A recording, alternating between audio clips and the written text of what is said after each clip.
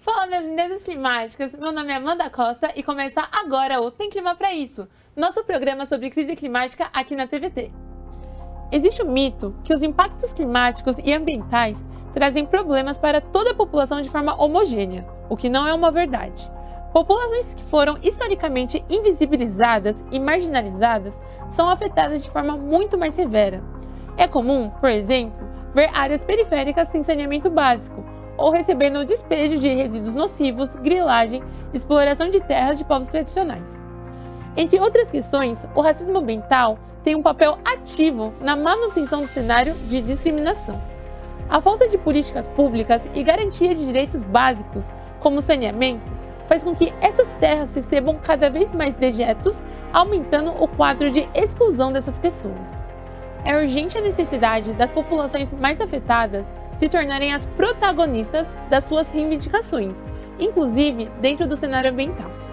O racismo ambiental sobrecarrega comunidades mais vulneráveis com os danos colaterais, ao mesmo tempo que exclui essa mesma população do acesso aos produtos do capitalismo. Para a nossa conversa de hoje, Rodrigo Santos, porta-voz da campanha de Clima e Justiça do Greenpeace. Ele é geógrafo formado pela Universidade Federal da Bahia com mobilidade internacional na Universidade de Coimbra. Trabalha atualmente na elaboração, análise, revisão, organização e divulgação dos planos de ação e projetos sobre justiça climática e eventos climáticos extremos no Greenpeace Brasil. Oi, Rodrigo, prazer te ter aqui. Obrigado, prazer é todo meu. Fica aqui que o programa de hoje está imperdível e agora você confere mais um pouco do trabalho do Rodrigo.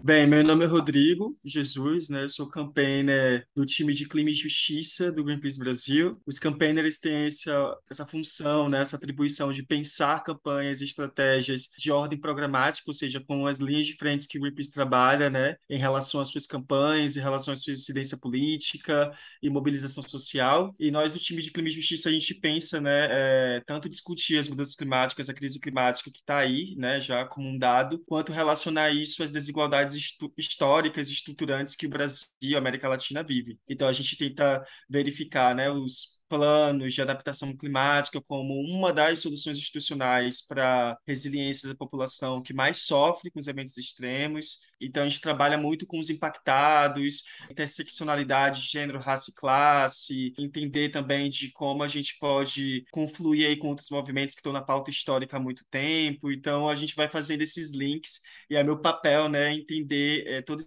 esses processos para ser transformado em um pedido político estratégico para que essas populações possam ter políticas públicas, possam ter participação social em conselhos, hein? Essa é uma das minhas principais atribuições dentro do Green hoje. Minha formação é em geografia, me formei pela Universidade Federal da Bahia, eu tive uma passagem também pela Universidade de Coimbra, lá em Portugal. Tento analisar, né, as políticas que englobam a gestão de risco e vulnerabilidades em planos institucionais, tanto do governo federal, como do municipal, como do estadual. Trabalhei durante um bom tempo aí visualizando a paisagem, né, enquanto bioma e suas interseccionalidades com outros sistemas, com sistemas atmosféricos, enfim. Então, eu tive uma especialidade para entender um pouco mais esse clima mais físico, né, metodológico, científico, enfim. E agora eu estou nesse desafio de como dialogar isso, vislumbrando todos esses desafios e colocando o clima também como uma pauta política e social, né? Essa é a minha principal atribuição hoje. É isso, tenho 26 anos, sou um jovem de Salvador da Bahia, da periferia da região metropolitana, né, de Simões Filho. Hoje moro aqui em São Paulo, há pouco tempo, na verdade, e estou aqui compondo esse time do Green. Eu já faço parte do Greenpeace desde 2015, né, como voluntário, e entrei esse ano para o quadro aí de campaigners do time nacional. Então, Rô, a gente tem clima para impedir a crise climática? Sim, a gente já tem no Brasil inúmeras soluções para a gente frear a crise climática. As soluções elas estão pautadas dentro da temática, né, de defesa de direitos humanos, né, em relação a políticas públicas sociais, ambientais. A gente também tem recomendações voltadas para a defesa dos direitos de povos indígenas. A gente tem protagonismo de juventude nas câmaras, nos conselhos, nos parlamentos, propondo, né, ações climáticas. A gente tem inúmeras metas para a gente frear a taxa de emissões de gases de efeito estufa, e a gente precisa se comprometer para isso. Então, sim, a gente já tem medidas e soluções para a gente frear a crise climática. O que a gente falta, na verdade, é uma vontade política. Exatamente. E acho que nessa vontade política, muitas vezes, são sempre os mesmos atores. Quando a gente tem alguns atores que estão falando sobre o tema, trazendo a pauta, e a gente vê, infelizmente, uma parcela da população desassistida. E recentemente eu comecei a trazer essa questão, porque eu, enquanto mulher preta, que entende a complexidade do racismo estrutural, sei que ele se manifesta de diferentes formas, na parte social, na parte econômica, na parte ambiental. E aí eu estava conversando com a minha galera no LinkedIn, e aí eu recebi um comentário assim, eu acho que o que você está falando é besteira, a gente tem um racismo estrutural, mas essa parada de racismo ambiental não existe, isso é mimisice da esquerda. Eu fiquei, ai meu Deus! Então eu queria que você explicasse pra gente o que é esse tal de racismo ambiental, se existe de verdade, ou se é uma mimisice da esquerda, e como que ele afeta as pessoas mais impactadas, assim, a galera que está na base, geralmente as pessoas pretas e periféricas. Bem, eu acho que não tem nada de mimimi, né, na pauta de racismo ambiental, se a gente compreende, se a gente concorda que existe racismo no Brasil. Então, o racismo, enquanto um conceito, uma prática segmentada e controlada, e extremamente estrutural aqui no país, a gente sabe que tem diferentes segmentos, diferentes influências, né, na pauta social, no nosso cotidiano, na instituição, enfim.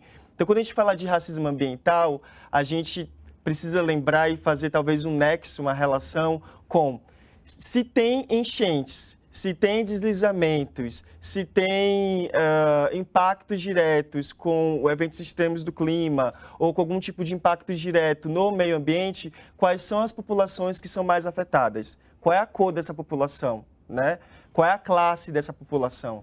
Então, quando a gente para pensar que quem mais sofre são mulheres negras, homens, jovens, negros, periféricos, mulheres e povos indígenas, né, comunidades tradicionais, que estão sempre sendo impactados por diferentes tipos de denúncia, de crime, enfim, ambiental que acontece nesse país, a gente já tem a resposta, né? Que toda a população que ela é atingida diretamente, injustamente por algum crime ambiental, e sendo ela parte minoritária em relação ao acesso a direitos básicos e civis da nossa população brasileira, a gente tem aí a manifestação do racismo. Você poderia trazer alguns exemplos para mostrar para as pessoas o que está acontecendo, que a gente está vivendo de racismo ambiental? Quais são os exemplos práticos disso? Pronto, se a gente, por exemplo, perceber nos nossos bairros, vamos fazer uma análise da nossa cidade, né? Quais são os bairros da nossa cidade que têm infraestrutura básica? Ou seja, que tem um bom escoamento de água, né? Que tem um bom saneamento básico, que tem boas edificações, que tem assessoria técnica para isso. Então, se a gente for, por exemplo, exemplificar aqui no Brasil o racismo ambiental, né? É só a gente observar o que aconteceu em Petrópolis, com 233 famílias soterradas, ou seja, que vieram a óbito, e sendo que 60,6% delas eram mulheres, chefes de família, mulheres negras. Então, esse é um exemplo claro de racismo ambiental. Um outro exemplo, talvez, é para a gente entender em uma escolha política institucional, aonde é construído os aterros sanitários, né? Aonde é construído as valas de esgoto a céu aberto, né? Os lixões. É um projeto político pensado, né? Exato. Não é por acaso. E aí a gente tem toda a estruturação da cidade, o planejamento, o desenho da cidade, pensando essas áreas onde se encontram a densidade demográfica populacional de pessoas negras, né, e periféricas. Porque, por exemplo, eu vim da cidade de Salvador, né? Porque, por exemplo, lá em Salvador, o Corredor da Vitória, que também tem um desnível em relação à declividade, não cai as casas. E porque quando a gente vai para o subúrbio ferroviário, as casas caem, né? Será que porque as pessoas escolheram morar lá, será que elas têm esse direito e essa opção de escolher morar em qualquer lugar da cidade. Então, quando a gente percebe que faltam instrumentos, inclusive, né, de reivindicação, a gente, na verdade, está se tratando aí de um racismo bem pensado, bem articulado, e é um projeto de país, né, desde 1500, manter a gente à margem dessas discussões políticas. Uma vez eu escutei a seguinte frase: Amanda, você acha que o Brasil deu certo? Aí eu falei, claro que não, olha o que a gente está vivendo, tipo, olha a minha população sofrendo. Aí a pessoa falou assim, não, o Brasil deu certo. Porque tudo que a gente está vivendo é um projeto político pensado para exterminar o povo preto. Para exterminar a gente em diferentes formas. Seja matando a nossa veia econômica, fazendo com que a gente não tenha acesso ao recurso financeiro, sendo acabando com a nossa parte social, nos excluindo, ou seja, como você bem pontuou, na parte ambiental. Galera, vamos fazer uma rápida parada. No próximo bloco, vamos falar um pouco mais sobre o trabalho e o desafio de ser porta-voz do Greenpeace Brasil. Não saia daí que a gente volta daqui a pouco.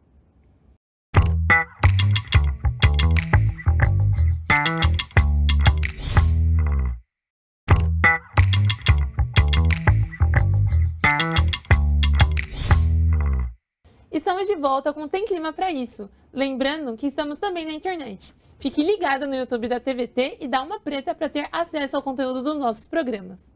Hoje recebemos aqui no Tem Clima Pra Isso o Rodrigo Santos, geógrafo e porta-voz do Greenpeace Brasil. Rô, a gente sabe que muitas vezes o ambientalismo aqui no Brasil ele foi pautado principalmente por pessoas brancas. E quando a gente olha as estruturas das organizações que estão trazendo esse debate, a gente sempre vê as mesmas pessoas. Pessoas que tiveram acesso, pessoas de uma classe média alta, classe alta. E muitas vezes essas instituições que abraçam a causa ambiental, que são inclusivas, mas até certo ponto. Então, conta pra gente como que é ser porta-voz de uma grande organização como o Greenpeace, se você já enfrentou algum caso de racismo dentro da própria instituição ou alguma microagressão e como que você lida com isso, trazendo pautas tão relevantes como o racismo ambiental, mas também entendendo que é preciso você estar bem, sabe? Tipo, às vezes dá vontade de surtar e falar, mas respirar e continuar um trabalho incrível que você já está fazendo. Se a gente for pensar a pauta ambiental a nível global, ela vem muito como uma demanda do norte global, né? Em ter campanhas globais, em ter temáticas que tentam abarcar a escala global, né, mundial, dos acontecimentos climáticos, dos acontecimentos das perdas das biodiversidades, né, sendo florestas temperadas e tropicais. No Brasil, a gente teve a inauguração do Greenpeace Brasil pelo Eco 92, né, com as 200 cruzes ali estancadas e colocadas para denunciar a construção de Angra 3, que estava em processo no Rio de Janeiro. E dali começou muitas campanhas nacionais, né, contra algumas explorações que estavam acontecendo em alguns ecossistemas marinhos, enfim, muitas campanhas contra agrotóxicos, né? Então, são várias temáticas que vêm sendo colocadas desde o início. E a gente tem percebido que agora o Greenpeace tem dado um salto qualitativo quando insere, né, gênero, raça, povos tradicionais para serem protagonistas dessas temáticas, né? E não mais os brancos falarem pelos povos negros, pelos povos indígenas, pelas comunidades tradicionais. E aqui é o ponto importante, né? Essa virada, ela não foi simplesmente a organização chegou e falou assim, nossa, que legal, vamos agora colocar os protagonistas indígenas, negros. Não, foi uma demanda que veio dos coletivos, dos movimentos. E nesse constante diálogo, né, com os movimentos, eles trouxeram isso enquanto demanda. Eu, como um jovem preto, né, que venho da região metropolitana de Salvador, me inserindo no Greenpeace Brasil enquanto porta-voz de Clima e Justiça, eu identifico, né, essa dificuldade de ser ainda um dos únicos, ou enfim, campaigners negros da organização a pautar essas temáticas, né? Então, quando eu vejo a minha participação e a importância de eu estar assumindo essa função no Greenpeace Brasil, é de fato olhar para a minha vivência, enquanto a pessoa que viveu em área de suscetibilidade e risco, lá na região metropolitana de Salvador, né? E tentar olhar para os meus conterrâneos, olhar para as pessoas que têm ou que tinham uma situação bem parecida comigo em termos de risco, né, de impacto, do que elas estão sentindo ali no momento emergencial, e entender o que elas estão sofrendo, né? O corpo negro e a coletividade negra, a gente entende o que a gente sofre. Sim. Então, é muito mais fácil esse diálogo, essa empatia acontecer quando se tem, né, um de nós lá dentro. Então, a gente começa a perceber esses nuances que, sim, se refletem na maneira de como a gente tem enquanto personalidades do Brasil, né? Se a gente for ver atrizes, atores, personalidades públicas, agora está mudando, né? A gente precisa de mais representatividade, mas acredito que a gente não pode parar aí, né? Qualificar essa representatividade também, né? O conteúdo que essa representatividade vai passar para representar de fato a maioria da população brasileira. A gente falava no movimento negro, nada sobre nós sem nós. Por muito tempo, a branquitude, as pessoas brancas que acessam os lugares e querem ter uma postura mais... vou abraçar a causa. Abraçaram a causa, mas se colocaram no centro como protagonista. Não, chega. Nada sobre nós sem nós. E esse nós não é apenas num lugar de comunicação, num lugar de troca de experiência. Mas é um nós acessando os espaços de tomada de decisão, com recursos na mão, para que a gente possa fazer a mobilização necessária para que essa mudança de fato aconteça para além da narrativa. A gente volta daqui a pouco com o último bloco do Tem Clima para Isso.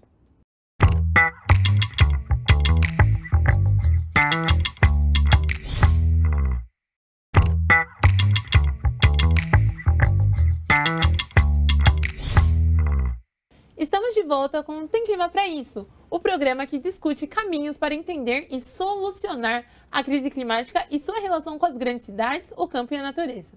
O Tem Clima para Isso também está na internet. Você pode assistir no canal da Alma Preta e no canal da TVT no YouTube. Desde o começo do governo Bolsonaro, a gente vê um desmonte de políticas públicas e um ataque intencional e direto às organizações que trabalham na pauta ambiental. Como que é estar nesse lugar, segurar as pontas para que nada desmorone? E você já se sentiu inseguro de estar nessa posição?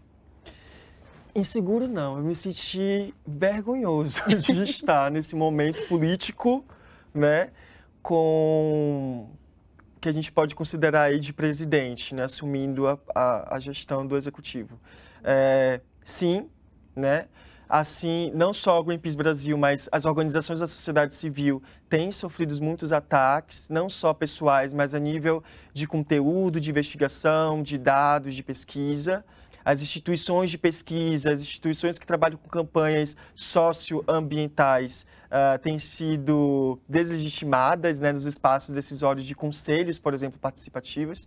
Então, uma das primeiras medidas que Bolsonaro fez foi, de fato, diminuir o nível e o número de participação social nos conselhos nacionais, né, nos conselhos de comitês interministeriais. Um governo que fala lá na COP, né, ou nas ambiências internacionais, que está fazendo muito pelo meio ambiente, mas internamente a gente vê toda a desestruturação e o desmantelamento dos órgãos de fiscalização ambiental, né, dos órgãos setoriais temáticos que vistoriam, né, cada pauta ali do meio ambiente. A gente tem visto um número decrescente, por exemplo, o número de orçamento para prevenção em catástrofes, né?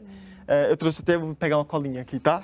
Eu trouxe até um dado aqui, por exemplo, 2021 teve o menor orçamento de prevenção em catástrofe desde 2013. Caramba. Né?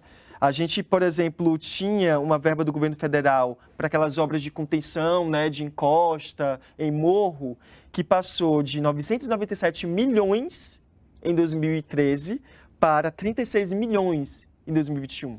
Então, tem vários dados, né, demonstrando esses retrocessos ambientais com esse atual governo. E a gente vê que esses dados, eles simbolizam as mortes que a gente vê em Petrópolis, no sul da Bahia, com as enchentes e tudo mais. Tipo, não são apenas dados que mostram simples cortes no orçamento. São dados que mostram que a nossa população está morrendo por irresponsabilidade desse governo. Exato. E é realmente uma responsabilidade e é um planejamento ser irresponsável. Eu acho que é bom deixar bem evidente aqui, né? Todo esse processo de retrocessos de legislações ambientais, de ações ambientais, ele faz parte de um pacote neoliberal de pensar o Brasil, né?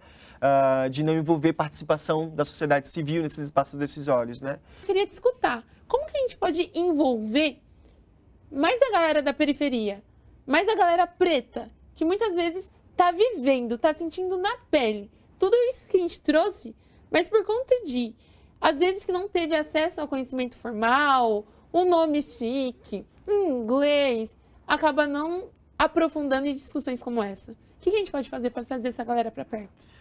Eu acho que tem caminhos, e o caminhos é o cotidiano, né? Como a gente pode relacionar o cotidiano com a macroestrutura, né? Com algo que é cotidiano coletivo. Então, eu geralmente, quando chego nas comunidades ou quando eu converso com os meus pares, né? Eu pergunto sobre o dia. Como é o transporte? Como é a temperatura da sua casa quando faz muito calor, né? E quando chove, né? Você mora perto de um morro? Você não mora? Alaga a sua rua, né? Como é a sua relação com a chuva? É uma relação de boa? Eu tenho um tênis, eu tenho um guarda-chuva, eu consigo acessar meu ponto de ônibus de uma forma rápida, sem me molhar? Ou eu vou com uma bota para me proteger porque a água está no meu joelho? Ou eu tenho que, na verdade, faltar meu trabalho, faltar a minha escola, porque está caindo pingueira na minha casa? E aí a gente começa a construir alguns nexos do cotidiano que, de fato, vão explicitar isso que é estrutural, né? E a gente vai entendendo, então, olha como isso está interligado à política de moradia. Olha como isso está interligado à falta de um planejamento urbano que considere adaptação. E trazendo essa questão mesmo, tipo, você poderia indicar, sei lá, livros, artigos, programas, para a galera que tem mais interesse nessa pauta, mas às vezes está nesse lugar embranquecido, que não tem esse laço, essa ponte com a periferia. O que essa galera poderia acessar, ver, assistir, estudar, para se aprofundar nesses conceitos que você trouxe? Existem várias, hoje, inúmeras plataformas, ainda bem, digitais, e o bom é que a internet tem essa rede, né, que a gente pode, em alguma medida, chegar, mas a gente precisa também falar das pessoas que não têm acesso à internet, né?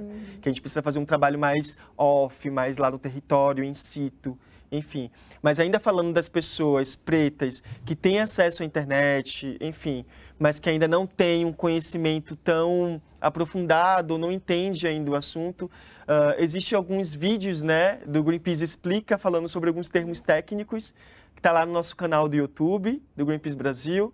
Lá tem algumas explicações sobre o que é Acordo de Paris, o que é uma conferência, o que é justiça climática, o que é racismo ambiental.